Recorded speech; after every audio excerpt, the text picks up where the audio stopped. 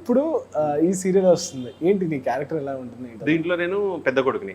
Okay. యాక్చువల్గా నా character పేరు రోహిత్. పెద్ద కొడుకుని.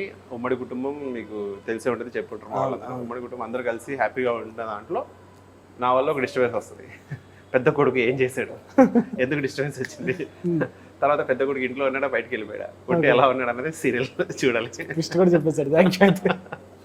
సో కరణ్, అంటే లైక్ మామూలుగా రియల్ లైఫ్ ఏంటి, నీ రియల్ లైఫ్ బయోగ్రఫీ ఏంటి, ఎక్కడి నుంచి స్టార్ట్ అయ్యో, ఎలా స్టార్ట్ అయ్యో, అసలు విజయ్గా ఆపర్చునిటీ ఎలా వచ్చింది ఇన్ని ఇయర్స్? అది చాలా పెద్ద, అంటే యాక్చువల్గా నాకు లక్ కొంచెం ఉంది, ఫేవర్ చేస్తాయి.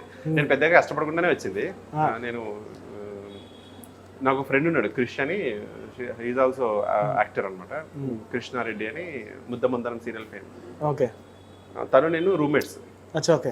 నేను ఆప్టికల్ రిలేటెడ్ బ్యాక్గ్రౌండ్ అనమాట నాది. ఓకే.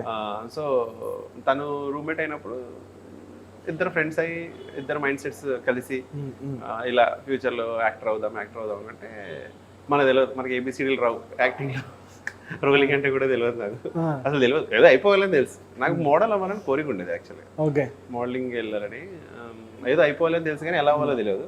ఫస్ట్ మనోడు వెళ్ళాడు ఇండస్ట్రీకి, మనోడి ద్వారా నన్ను లాగాడు పైకి. ఓకే. సో ఆ అబ్బాయి క్రిష్ ఈజ్ మై గురు, తను ఉండడం వల్ల నేను ఇండస్ట్రీకి వచ్చాను. ఈజీగా వచ్చేసాను, కష్టపడకుండా వచ్చాను. తర్వాత నేర్చుకున్నాను.